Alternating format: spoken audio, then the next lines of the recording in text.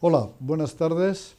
Bienvenidos a esta nueva sesión del SIEP, Seminario Internacional de Educación Personalizada, que los habituales ya lo sabéis, pero para las personas que se han incorporado nuevas, es una actividad del grupo de investigación EPEDIG, Educación Personalizada en la Era Digital, que a su vez pertenece al vicerrectorado, a UNIR Research, que es el Vicerrectorado de Investigación y Tecnología de la Universidad Internacional de La Rioja. Bueno, es la sesión, como esta es de la segunda época del SIEP, tiene un formato conversacional, un formato de entrevista. Entonces, esta tarde nos acompaña María Belmont, es profesora de piano, empresaria, madre de familia de 4 niños y pico. Aprovechamos para darle la enhorabuena así formalmente ante las cámaras y que quede grabada. Y sobre todo es una persona con muy alto nivel de interés en los aspectos educativos.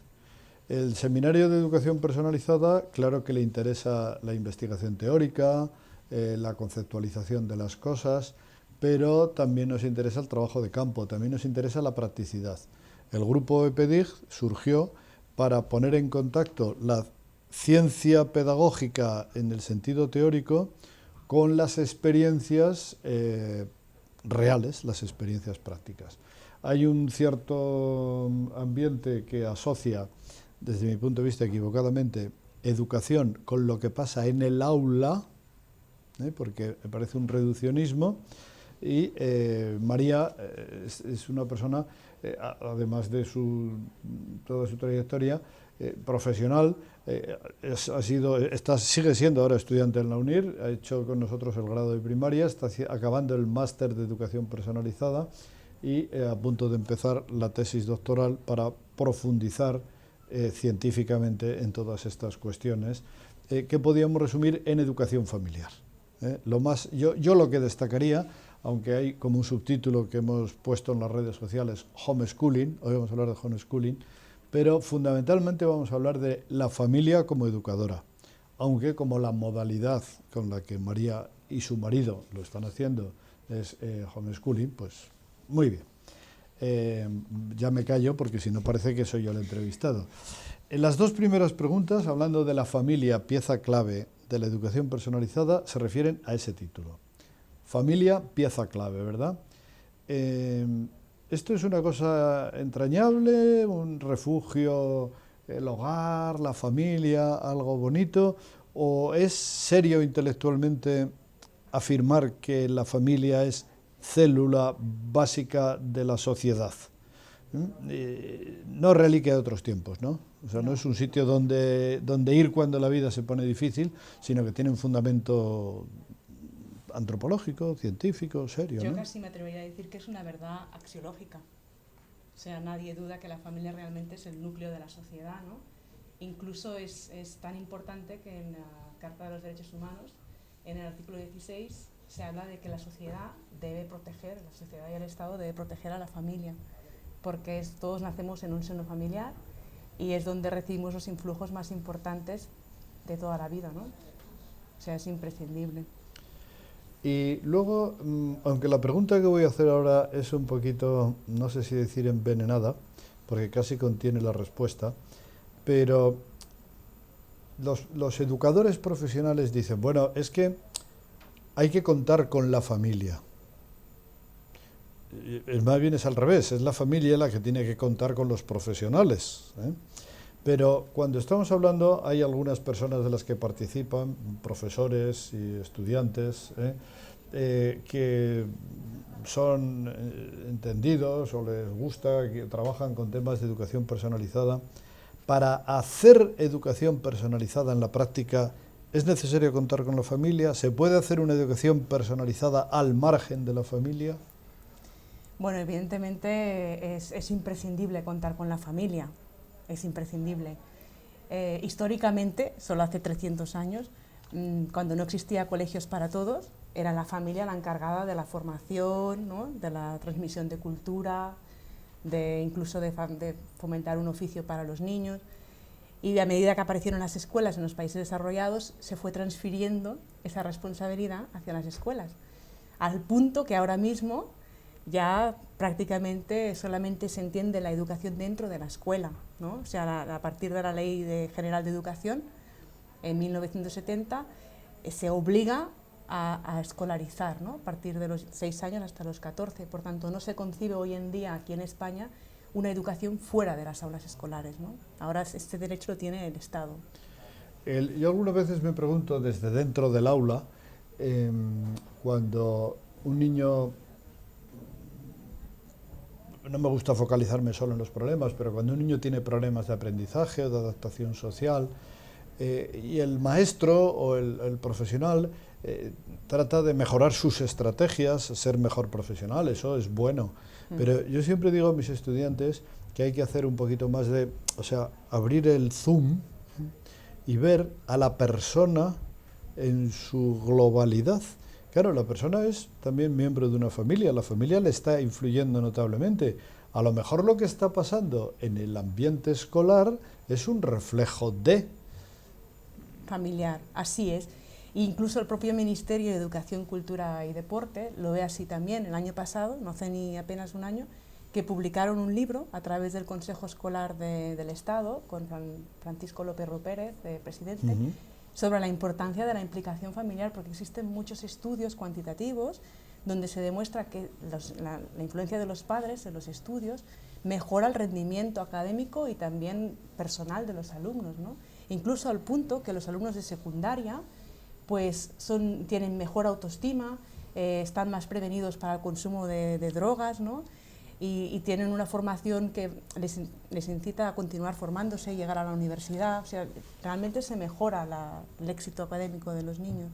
En la preparación no habíamos hablado de esto que me viene ahora mismo a la cabeza, pero es que cuando se habla de la influencia de los padres en la educación, algunas personas, por lo menos yo con las que me he relacionado, dicen, bueno, sí, pero el padre instruido, el padre culto, que tiene estudios, que tiene un nivel socioeconómico que le permite acceder a una cosa, en el fondo eso lo pueden hacer los ricos, porque los padres no están preparados para educar. Si me permites una anécdota rapidísima, yo estuve dando clase en un colegio de personas de extracción social de poco nivel económico, y he conocido padres y madres de familia, apenas sabían leer y escribir, pero que han influido poderosísimamente en los estudios de su hijo, valorándolos, estando pendiente, siendo una escuela viva de valores, de empuje, de ser luchadores, y no podían enseñar alemán ni física, porque ellos no sabían, pero mi experiencia es que otras personas que sí sabían todas esas disciplinas a lo mejor no han influido tanto porque no tenían esa implicación del vínculo, Sí, ¿no? sí, eso sí, es así. Mis padres no tienen estudios secundarios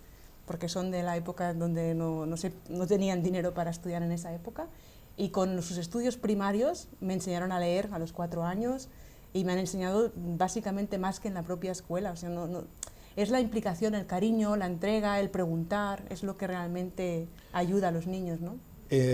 Hay estudios, o sea, quiero decir que esto no querría yo que los participantes en la sesión, bueno, cada uno, evidentemente, aquí estamos una serie de personas reflexionando sobre esto, yo no tengo que condicionar lo que uno tiene que pensar, ni muchísimo menos, ¿no?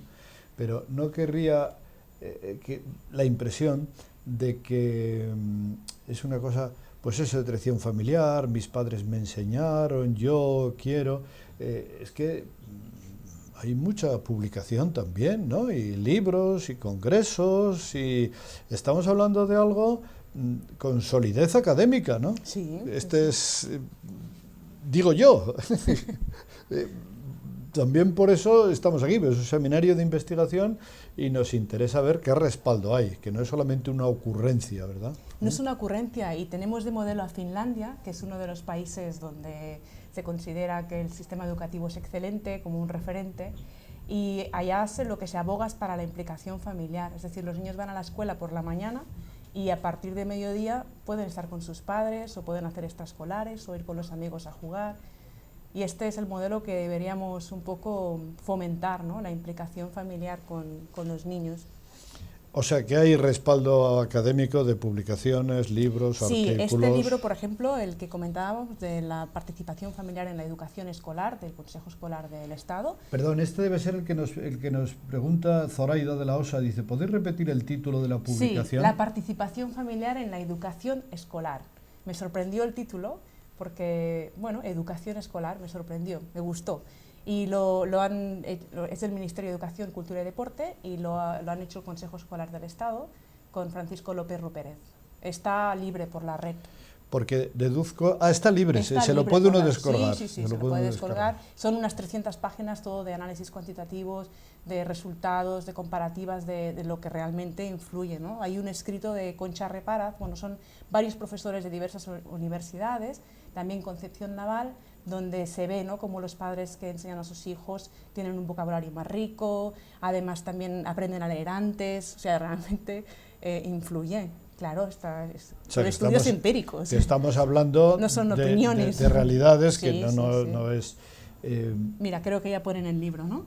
Debe ser sí, Paola Perochena, que es una persona de nuestro grupo de investigación, pues está poniendo ahí ya está poniendo hay una pregunta de Graciela, que casi la dejamos luego para el final, Graciela Palacio, que dice, papá y mamá no están en casa, ambos trabajan. Estaba previsto, como quieras, si quieres comentar esto ahora o lo hacemos luego al final casi. Casi al final. Sí, bueno, pues si tienes un poquito de paciencia, Graciela, ahora seguimos.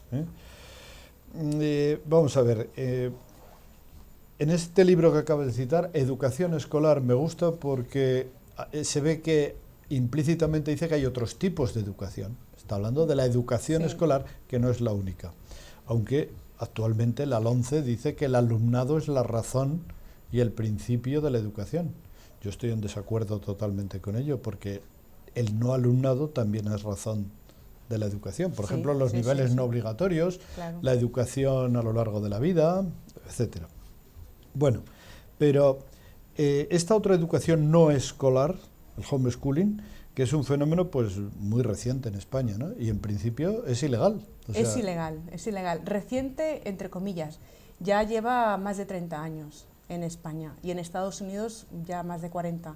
Empezó en la década de los 70 en Estados Unidos porque es un fenómeno donde nace en Estados Unidos, y aquí pues unos 30 años sí, ya con Crecer sin Escuela, Asociación para la Libre Educación, ya lleva unos cuantos años. Pero en los países donde sí está reconocido legalmente, que tú tendrás, porque también, no lo dije en la presentación, pero eres presidenta de una asociación catalana... De la Coordinadora Catalana per al Reconeixement i la Regulació del Homeschooling, que es la asociación catalana, que formaba parte de la Asociación para la Libre Educación de España, pero como el Ministerio de Educación transfería las competencias de educación a cada comunidad autónoma, pues se creó la coordinadora para negociar directamente con el Departamento de Enseñamiento. Quiero decir que entonces ahí, al no estar reconocido legalmente, y sin embargo, al estarse practicando en la realidad, habéis estudiado desde la asociación o con tus conocimientos, ¿no? En esos otros países donde está reconocido, que no será solo Estados Unidos, ¿no? No, la verdad es que son muchísimos de los países desarrollados. Mira, aquí en España tenemos también investigaciones. Han habido 3 congresos, en el 2010 celebrado en Valencia, luego en Navarra en el 2011 y en Madrid en el 2012. De esos congresos, de un gran comité científico independiente de las asociaciones, han publicado un libro que es Educación en Familia, que es este libro. Y lo acercamos a la cámara. Han participado profesores, eminencias, catedráticos y también gente de la administración, ¿no? Como por ejemplo Francisco López Rupérez del Consejo Escolar del Estado, también Rafael Navarro Valls, Laura Bujalance, Irene Briones, catedráticos de diversas universidades, y los 3 congresos llegan a la conclusión que el Estado tiene que regular el homeschooling. No puede dejar en el vacío a más de 3.000, 4.000 familias que están actualmente optando por este modelo educativo, ¿no? Además de estos 3 congresos, en España también tenemos 2 tesis doctorales. Una de Carlos Cabo, terminada en el 2011, de la Universidad de Oviedo. Esa la conozco. Sí, desde el ámbito sociológico, explica muy bien el fenómeno. De hecho, el título se llama el homeschooling, ¿no? Descripción y análisis del fenómeno. Y la tesis de Madeleine Goiría, que es del País Vasco, ella es profesora de Derecho Civil y también la terminó en el 2012, son las 2 muy recientes. Y ella también continúa investigando a través de su blog La opción de educar en casa, un blog que es muy divulgativo y muy actualizado. En España tenemos bastante cosa ya divulgativa, libros, muchos libros también, pero el gran referente es a nivel internacional, donde sí que es legal y donde se pueden hacer investigaciones más formales, ¿no? Y cuando unos países lo reconocen legalmente y otros no, ¿habrá una base conceptual de fondo? Porque entonces la legislación, que es algo caprichoso, pues yo me pido defender estos derechos, pues yo los conculco. Pues yo, parece que es como una cosa, no sé, que queda un poco al arbitrio de las costumbres o lo que estoy haciendo, pero si hay o sea, si se pide un reconocimiento legal es porque consideraréis que tenéis un derecho profundo. Sí, yo creo que hay muchas leyes internacionales que están a nuestro favor, ¿no? Y hay países que, la mayoría de los desarrollados, que sí que está legal. Prácticamente todos los países desarrollados, salvo, por ejemplo, en Europa, todo está permitido, salvo Alemania, ¿no? ¿Por qué Alemania no lo permite? Pues no lo sé. Y España no está prohibido, en Alemania sí que está prohibido. En Alemania está prohibido explícitamente. En Alemania está prohibido en la ley, sí. En España sí se dice que la enseñanza al colegio es obligatoria. Pero no está prohibido el homeschooling, no explícitamente. No está explícitamente prohibido, sí. En Alemania sí. Alemania sí. Alemania, Turquía también está prohibido. Es que esto es muy interesante. Grecia. Porque yo me gustaría que esto fuera de alguna manera una especie como de despertar a seguir líneas de investigación. Somos un grupo de investigación, y a mí me parece que un grupo de investigación no puede limitarse solamente a hacer una crónica de lo que ocurre. Pues en tal sitio ocurre esto, en tal sitio ocurre el otro, sino hay que ver por qué ocurre, si debería ocurrir o no. O sea, un planteamiento de investigación no solo sociológica, del fenomenológico de lo que ocurre, sino también conceptual. ¿Hasta qué punto? Entonces, lo digo también para que nuestros oyentes, pues si alguien recoge el guante, pues que estamos encantados de recibir preguntas, apoyos al margen de la sesión, ¿no? Otra cuestión es cuando una familia homeschooler, yo he dicho así, no sé si se diría así, ¿no? Se diría así, una familia homeschooler no se ocupa de sus hijos. O sea, voy a hablar en términos quizá demasiado coloquiales. Pues una pareja, un matrimonio que engendra a los hijos y se despreocupa de ellos. Ahí quedan. La sociedad tiene que impedir de alguna forma que un niño no reciba aquella educación a la que en principio tiene derecho, ¿no? Pues claro. Es una cuestión... Claro, lo que pasa es que si es una familia que no está haciendo homeschooling, quizá es una familia absentista. Entonces hay que distinguir, ¿no? Las familias que optan por el homeschooling o unschooling, ¿no? Que es otra modalidad de homeschooling, son familias responsables y que optan por este modelo con mucha conciencia y con un plan educativo muy sólido, ¿no? Las familias que, como tú dices, que pueden estar infringiendo, ¿no? de su responsabilidad de educar, entonces no sé hasta qué punto se pueden llamar homeschoolers. Y lo que debería hacer el Estado en todo caso es regular y controlar el absentismo, controlar quiénes son homeschoolers, abrir un registro y controlar a los absentistas y aplicar las medidas oportunas, ¿no? Claro, intervenir en aquellos casos de abandono. Porque claro, el niño tiene derecho a su crecimiento físico, intelectual, ¿verdad? Claro. O sea que esto es una buena precisión esa, ¿no? Sí, es lo que nos pasa ahora, pues las familias que optamos por este modelo, en el momento en que se abre un proceso judicial, como no hay una normativa, se nos aplica la normativa de absentista, cuando es justamente lo contrario, ¿no? Cuando existe una implicación familiar superior, claro, superior a... Claro, pero por lo que veo es porque está diciendo es un problema técnico, de no encontrar una figura jurídica, o sea, no está tipificado en la ley qué figura aplicar, ¿no? Y entonces depende del funcionario, depende de servicios sociales, depende del juez. Bueno, y esta regulación, bueno, ya te iba a preguntar cómo se podría regular esto, pero acabas de decir de alguna forma que un registro, lo mejor sería, ¿no? Bueno, depende, hay por ejemplo en Inglaterra no hay ni registro, es decir, no es obligatorio registrar a los niños y el Estado confía en que los padres educan a sus hijos y prima el bienestar de los niños por encima de los controles, en Inglaterra, ¿no? En Francia, por ejemplo, sí que existe un registro y controles anuales.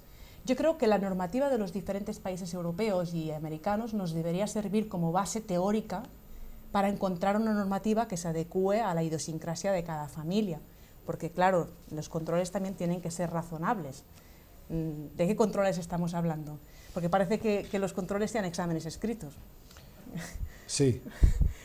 Claro, no es lo mismo un aprendizaje por proyectos, un aprendizaje cooperativo, cómo se evalúa, es muy complejo, cómo se evalúa si un niño está aprendiendo o no, si está trabajando por proyectos, no tanto por asignaturas. Tendrán que ser unos controles adecuados, ¿no? Quizá teniendo en cuenta el ritmo evolutivo de cada niño. Yo aquí remito a los asistentes, si quieren ampliar un poquito este tema, de una persona que estuvo aquí hace 3 sesiones, me parece, que fue María Antonia Casanova, una auténtica experta en evaluación, hablaba precisamente de estas cosas, ¿no? Que evaluar no es sinónimo de examen, y menos examen solo escrito. Sí, sí. Está... Hay pruebas de ejecución, portafolios, resolución de problemas, hay muchas otras técnicas, ¿no? Bien, había por aquí, bueno, hay preguntas muy interesantes. Hay otra persona aquí, Juan Luis Fuente, que dice... Ahora entramos en vuestras preguntas, están siendo muy sugerentes y ahora entramos ahí. Yo no las veo, me las tendrás que Sí, yo las leo porque estoy aquí, por eso me acerco un poquito. Lo que no estoy viendo yo, sí, todavía tenemos unos minutos, un rato. Bien, hay alguna otra cuestión y es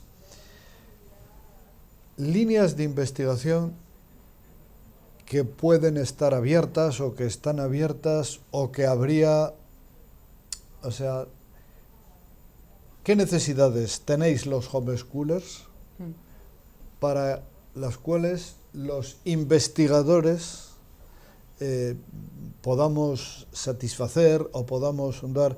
Porque aquí yo creo que se produce una especie de simbiosis, nos podemos beneficiar todos. Para unas personas con interés en profundizar en la mejora educativa, una investigación educativa potente, nos interesa mucho ver el trabajo de campo, saber qué se está haciendo ahí. Esto es... Hay muchas investigaciones. En España también tenemos investigaciones, ya digo, los 3 congresos han sacado este libro recientemente.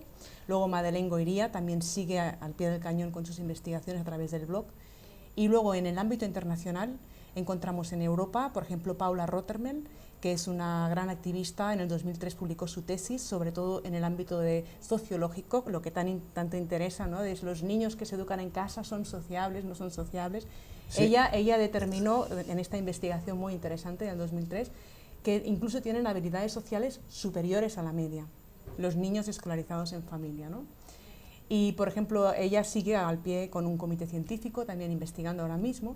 Luego en Europa tenemos ICER, que es el International Center Home Education Research, que es como un compendio de diferentes universidades que están también investigando ahora mismo.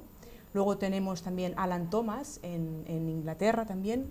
Él es un profesor que está más dedicado a lo que es el aprendizaje autónomo, el unschooling, que diríamos, ¿no? Y luego en los Países Bajos tenemos a Henk Bock, que también está investigando.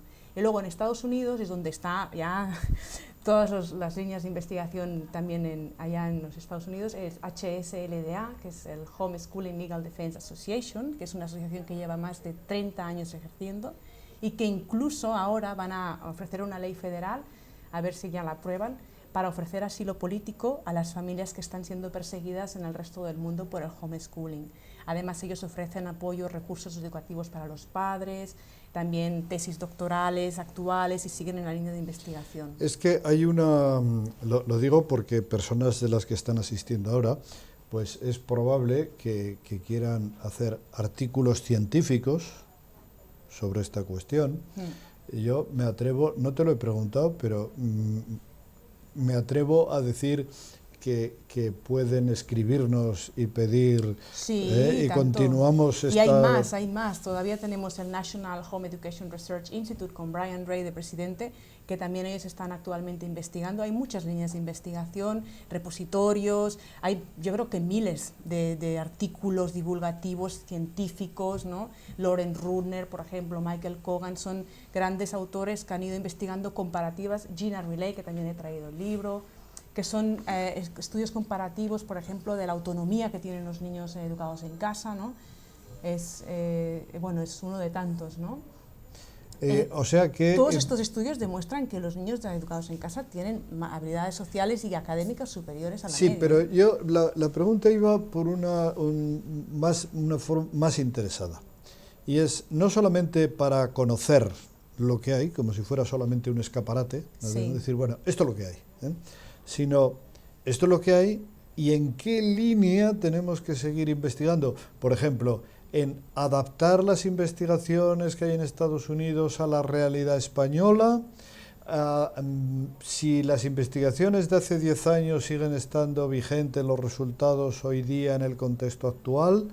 Por ejemplo, una beta que la enuncio aquí, aunque ya llevo tiempo pensando en ella, es el matrimonio entre online, homeschooling. ¿La enseñanza online puede prestar algún servicio? ¿Puede ser útil? Lo digo también porque tú has sido beneficiaria de la enseñanza online, al mismo tiempo eres investigadora, estás haciendo el trabajo de campo, pero además no de forma aséptica, sino con los propios hijos. Entonces... Sí, de hecho, el Ministerio de Educación tiene un proyecto a corto término de implementar la educación primaria online. Es decir, que esto es un tema que ya, no sé si es homeschooling o cómo sería, pero que se va abriendo un horizonte, ¿no? Que la educación va evolucionando. Esto interesaría no solamente para el tema de hoy, sino si tienes esas referencias en este diálogo abierto que dejamos en EPEDIG, porque EPEDIG siempre está abierto, somos muy sociales, estamos en las redes sociales, Twitter, Facebook, LinkedIn y a través de nuestra propia web, ¿no? Estas referencias para que toda aquella persona que quiera ahondar un poquito en eso para estar al día, pudiéramos, si nos las mandas o y podemos seguir ahí un poquito abriendo. Bueno, entonces, pues no sé, a ver, porque le quería dar un poco de entrada. Si quieres comentarnos alguna cosa más o le damos entradas. Bueno, es que mis preguntas que yo tenía en la cabeza y en el papel ya están respondidas. Sí que habría una cosa, es que, bueno, los que quieran también saber un poquito más pueden entrar en el blog. Yo no sé si lo diré porque mi pronunciación del catalán es bastante deficiente. Aprendre en familia. Sí, Aprendre en familia. Bueno, ya lo ha dicho mucho mejor, como es natural. Entonces, bueno, pues recomiendo el que podáis ver ese blog. Que yo las veces que he entrado digo que he aprendido mucho. He aprendido mucho. Trabajo de campo, trabajo de campo. Sí, pero muy interesante, un trabajo muy interesante. Intento poner vídeos para que se vea, porque no es lo mismo fotos que vídeos, ¿no? Sí, sí. Bueno, y pues si nos dices, por ejemplo, también alguna experiencia pedagógica en esa educación no escolar, sino familiar, experiencias pedagógicas del día a día con tus 4 hijos y pico. Pues más o menos lo que se ve en el blog, ¿no? Tenemos, no trabajamos por asignaturas, como muchas escuelas ya están ahora mismo también haciéndolo, sino por proyectos y talleres, proyectos a corto término, que serían los que realizan cada semana, y proyectos a largo término. Por ejemplo, corto término, pues el cuerpo humano, ¿no? Ellas se pasan una semana, sobre todo las hijas mayores, porque los pequeños son muy pequeños, investigando, comparando información, yendo a la biblioteca, y luego lo exponen delante de sus compañeros. Y luego proyectos a largo término. Perdón, sí. ¿De sus compañeros? Sí. ¿De qué compañeros? Es que esto es lo que la gente no conoce del homeschooling, creo que se tiene que decir. Claro, claro, por eso he preguntado... La verdad es que la crítica más, el mito, ¿no?, del homeschooling es, bueno, pero es que los niños no socializan con niños de su edad, ¿no?, solamente están con adultos. Pues no, hay tantas familias ya, en Cataluña somos 500, y en la zona pues seremos una treintena de familias, ¿no?, en la zona próxima, 3 o 4 pueblos, ¿no? Entonces cada semana hay grupo de proyectos, grupo de juegos, grupo de lectura, es decir, que es un trabajo cooperativo con las demás familias, visitas, excursiones, es continuamente un aprendizaje de campo, ¿no? Pues vamos a ver las ruinas, vamos a ver el Instituto de Paleontología, el Ciencias del Mar, cualquier excusa. Pero esto se hace enlazándolo con un currículum, con el currículum. Sí, con el currículum de cada uno. Por tanto, a lo mejor habrá salidas que no nos interesan. Hubo ahora una de los piratas, que como no estábamos trabajando nada de piratas, no asistimos, ¿no? Entonces cada uno va escogiendo las salidas que van acorde a lo que están trabajando. Porque eso quiere decir que estáis de alguna manera asociados. Todos asociados y conectados, correcto. Estáis conectados. Sí, es la ventaja de las nuevas tecnologías. Y entonces pues los niños proponen libros, pues se encuentran para explicar los libros que han leído, se intercambian los libros, enseñan los proyectos que han hecho, incluso hacen proyectos entre 2 o 3 familias. Es como un colegio, pero en casa, y luego pues la participación colectiva, ¿no? Eso es la parte que para mí me gusta, porque la educación es apertura, ¿no? Es básicamente Sí, en el fondo es un encuentro interpersonal con otros, claro. Sí, y aprenden a hablar en público, porque ellos tienen que exponer sus proyectos, es una evaluación. Para mí la presentación de proyectos es una evaluación donde realmente los niños demuestran lo que han hecho, ¿no? Por ejemplo, hay una grave limitación hoy día, que es la competencia oral. Como estamos todo focalizado en las pruebas, en los rankings internacionales, en las pruebas, no hay pruebas orales. Por lo tanto, se entiende, como quien más y quien menos, toda institución quiere quedar bien, o los países, en las pruebas internacionales, no es necesario que los ciudadanos aprendan a hablar. Sin embargo, en la vida real, claro, un niño que está acostumbrado a exponer y que se tiene que enfrentar a... Desde bien pequeños, desde 3 y 4 años ya empiezan a presentar sus proyectos en público. Claro. Damos paso a los demás participantes. Pues vamos a ver.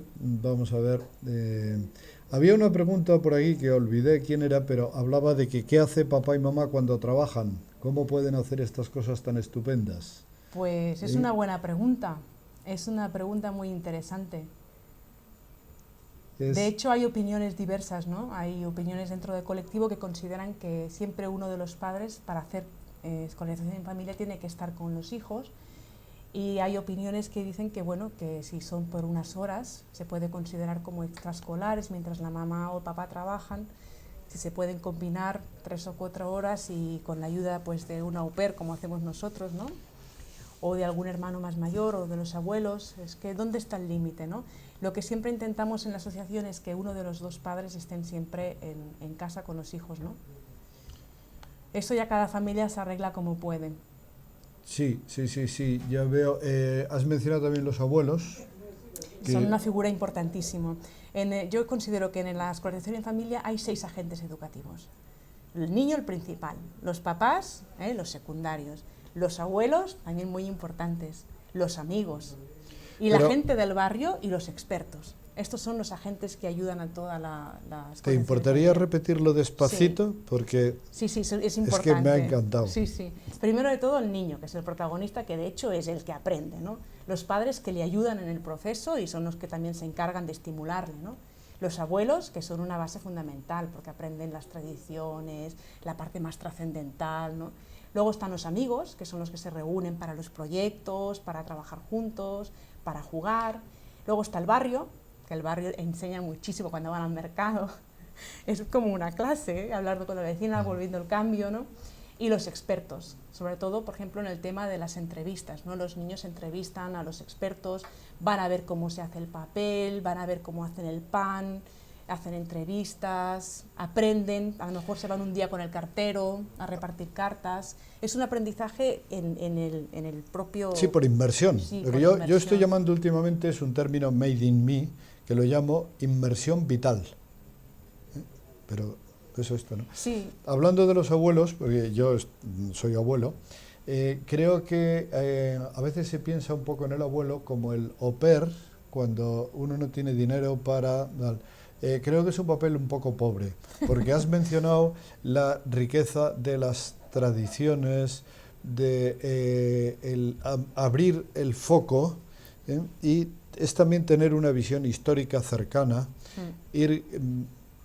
el nivel, si se hace bien, el nivel de encuentro interpersonal, intergeneracional, es muy rico para todos, porque estamos pensando, al hablar de educación, en la educación del niño y la educación del anciano, porque hoy día con un long life education también conviene que esté estimulado. Pues sí, además aportan una experiencia que nadie les puede dar. Los abuelos son una fuente de sabiduría. Yo he vivido una situación, no con mi caso, que yo con las tecnologías voy bien, pero una persona muy conocida, el nieto enseñándole al abuelo a manejar una aplicación del móvil. Pero con todo respeto y con todo cariño. Entonces, me encantó porque es que ya no es el aprendizaje entre iguales, es el aprendizaje cooperativo. Al margen de... Me gustó muchísimo. No solamente es transmitir los valores de uno, sino... Todos aprenden de todos. Sí, idea... bien, estamos aquí, vamos abajo, dice, nos pusieron el modo en que está legalizado es distinto, intervino aquí Laura. Laura nos ha aportado también información sobre las tesis. Ingrid Mosquera dice, va a los exámenes por libre. Yo me acuerdo haber hecho los primeros cursos de bachillerato por libre. Sí, es que era antes de la ley Villar-Vallesí en 1970. A partir de la ley de 1970, la Ley General de Educación Básica, ya no existen los exámenes por libre. Entonces es una cosa que se podría arreglar muy fácilmente, porque el examen existe, pero a partir de los 18 años. Claro, pero yo recuerdo a los 9 años ir con mi tintero a examinarme con unos señores catedráticos y me habían preparado un maestro y mi madre y así estuve hasta segundo de bachillerato. Pero eso sería antes de 1970. Sí, pero no hace falta abundar demasiado en las fechas. Bueno, de hecho, eso es lo que realmente la asociación pide, el acceso a estos exámenes de final de etapa, porque sería muy sencillo, no hace falta cambiar ninguna ley, simplemente que permitan a los niños sin limitación de edad. Claro, que cuando tienen... Que igual tienen 14 años y pueden hacerla. Que cuando uno cree que está preparado para pasar un nivel de competencias y de contenidos y de habilidades, se examine y ya está. Claro. Parece razonable. Esto parece razonable desde el punto de vista técnico también. Y fácil, ¿no? Ya existe el examen. Bien, María Ángeles Alonso ya ha quedado contestado. Perdón, no puedo atender a todos, vamos saltando un poquito. Me han avisado que estamos en los 4 minutos finales.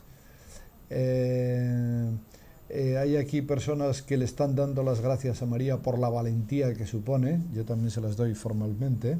De hecho, en los países donde es legal es una opción admirable.